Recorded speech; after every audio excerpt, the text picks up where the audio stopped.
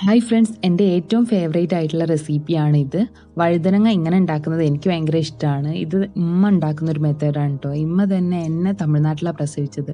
അവിടുന്ന് ഹോസ്പിറ്റലിൽ നിന്ന് ആരോ ഉണ്ടാക്കി കൊണ്ടുവന്ന് കൊടുത്തിട്ട് അതിൻ്റെ ടേസ്റ്റ് ഇഷ്ടപ്പെട്ടിട്ട് ഉമ്മ ഉണ്ടാക്കാൻ തുടങ്ങിയതാണ്. ഇതുപോലെ തന്നെയാണോ നിങ്ങളെല്ലാവരും ഉണ്ടാക്കുന്നതെന്നൊന്നും അറിഞ്ഞൂടെ കേട്ടോ. അപ്പം നമ്മൾ വഴുതനങ്ങ ചെറുതായിട്ട് മുറിക്കുകയാണ്. നിങ്ങൾക്ക് ഇഷ്ടമുള്ള ഷേപ്പിന് മുറിക്കുക. ഞാനിപ്പോൾ ഇത് അതുപോലെ മുറിക്കുകയാണ്. കേട് വന്ന ഭാഗം കളയുക കേട്ടോ.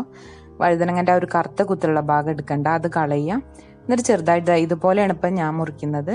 നിങ്ങൾക്ക് ഏത് ഷേപ്പിലാണോ വേണ്ടത് അതുപോലെ. ഇനി ഇതിനൊന്നും കൂടി പകുതി ആക്കണമെങ്കിൽ അങ്ങനെയും മുറിക്കാം. പിന്നെ നമുക്ക് കുറച്ച് വെളുത്തുള്ളി, പച്ചമുളക് ആവശ്യമുണ്ട്. കുറച്ചധികം വെളുത്തുള്ളി ഉണ്ടാകുമ്പോൾ തന്നെ രസമാണ്. അപ്പോൾ വെളുത്തുള്ളി ഒന്ന് ചതുക്കിയിട്ടുമുണ്ട്, പിന്നെ പച്ചമുളക് ഇതാ ഇതുപോലെ ഒന്ന് മുറിച്ചിട്ടുണ്ട് കേട്ടോ. ഇനി ഒരു പാത്രത്തിലേക്ക് നമ്മൾ കുറച്ച് ഓയിൽ ഒഴിച്ചു കൊടുക്കുകയാണ്. ഓയിലൊന്ന് നന്നായിട്ട് ചൂടായതിനു ശേഷം കടുക് ഇട്ടിട്ട് അതൊന്ന് പൊട്ടിച്ചെടുക്കുക കേട്ടോ. അപ്പോൾ കടുകൊക്കെ നന്നായിട്ടൊന്ന് പൊടിഞ്ഞ ശേഷം നമ്മൾ നേരത്തെ ചതുക്കി വെച്ചിട്ടുള്ള വെളുത്തുള്ളി ഇതിലേക്ക് ചേർത്ത് കൊടുക്കുക. അതൊന്ന് നന്നായിട്ട് ഇളക്കിയിട്ട് പച്ചമുളകും കൂടെ ഇതിലേക്ക് ചേർത്ത് കൊടുക്കുകയാണ്. നിങ്ങൾക്ക് എരിവിന് ആവശ്യത്തിന് പച്ചമുളക് എടുക്കുക കേട്ടോ. ഇനി നമ്മൾ കരിവേപ്പില ഉണ്ടെങ്കിൽ അതും കൂടെ കുറച്ച് ചേർത്ത് കൊടുക്കുക. ഇതൊക്കെ നന്നായിട്ടൊന്ന് മിക്സ് ചെയ്തിട്ട് ഇനി ഇതിലേക്ക് നമുക്ക് മഞ്ഞൾപ്പൊടി ചേർത്ത് കൊടുക്കണം. അപ്പോൾ ഒരു 1/4 ടേബിൾ സ്പൂൺ മഞ്ഞൾപ്പൊടി ചേർത്ത് കൊടുത്തിട്ടുണ്ട്. എന്നിട്ട് നന്നായിട്ട് മിക്സ് ചെയ്യാം. ഇനി ആവശ്യത്തിനുള്ള ഉപ്പ് നമ്മൾ ഇതിലോട്ട് തന്നെ അങ്ങ് ചേർത്ത് കൊടുക്കുക. എന്നിട്ട് നന്നായിട്ടൊന്ന് മിക്സ് ചെയ്യാം. ഇനി നമ്മൾ വഴുതനങ്ങ കഴുകി നന്നായി വൃത്തിയാക്കി വെച്ചിട്ടുള്ളത് ഇതിലേക്ക് ആഡ് ചെയ്ത് കൊടുക്കുകയാണ്. എന്നിട്ട് നന്നായിട്ടൊന്ന് മിക്സ് ചെയ്യുക കേട്ടോ. ഈ മസാല നമ്മൾ റെഡിയാക്കി വെച്ചിട്ടുള്ള മസാലയിലൊക്കെ നന്നായിട്ടൊന്ന് മിക്സ് ചെയ്യാം.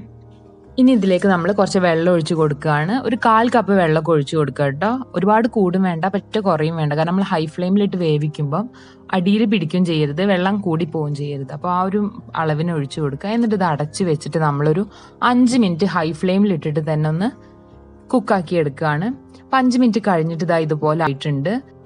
എന്നിട്ട് ഇതൊന്ന് ഇളക്കി കൊടുക്കുക. അടിയിലുള്ളതൊക്കെ ഒന്ന് മേലോട്ടൊക്കെ ആക്കിയിട്ട് ജസ്റ്റ് ഒന്ന് ഇളക്കി കൊടുക്കുക.